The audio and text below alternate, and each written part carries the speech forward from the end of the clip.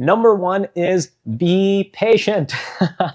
Organizing your music library will take a lot of time, and especially in the amount of procrastination you have taken in comparison to the amount of music that you've acquired.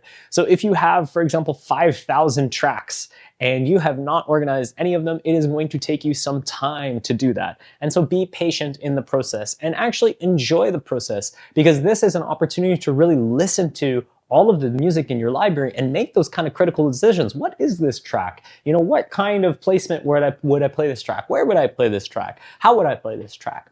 And that is going to give you some of the detailed and rich understanding that is critical to being a DJ, because you need to know your music. But oh, will it be so satisfying when it's done, because you'll be able to find everything you're looking for as you continue your journey. Number two is what I like to call ownership, which is that your music library is your music library, which means don't let any other DJ put you down on how you choose to organize your music library. Allow them to provide feedback or suggestions, because who knows, maybe they'll provide you a really interesting tip that you didn't think of that you can integrate into your system. But ultimately, the system for organizing your music library is going to be what system works best for you. And that's usually going to be some combination of a lot of different opinions, philosophies that you've discovered, and some elements and flavor of your own organizing principles. So own your library and make it your own, because that will be the most successful strategy that you can find. Number three is do it progressively. This, I think, is a really hard tip to follow, but it is, like many things in life, one of those small sacrifices that you can make to pay off really, really big. Because if you continue to organize your music library as you're downloading music from TrackSource or Beatport, or you're getting new vinyl, or you're getting CDs, you will sort of avoid the task of being in a situation where you have 1,000 tracks that you have to organize and you have an hour and a half before your set. And boy, you have like all of these different tracks that you recently downloaded that you really want to play, but you don't have the time to integrate them all into your playlist. So do it progressively. For me, when I download new music from, for example, Zip DJ or Beatport or TrackSource or any of these places, I immediately try to open up my record box and I try to organize it into the playlists that I think are going to work.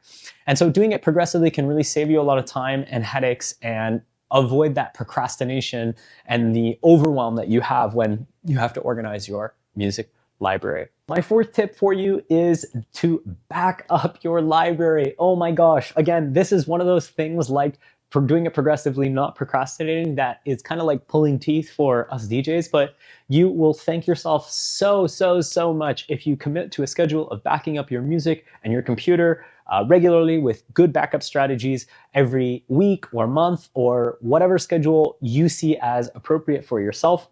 Because in the case that your laptop gets fried or your hard drive gets fried and you have a gig on Friday, you will then have a backup, and you will be so thankful that you were wise to do this, because everything with electronics is bound to fail at some point. And so having some sort of resiliency and reliability that built into your practice and your craft will ensure that you have longevity of your music library.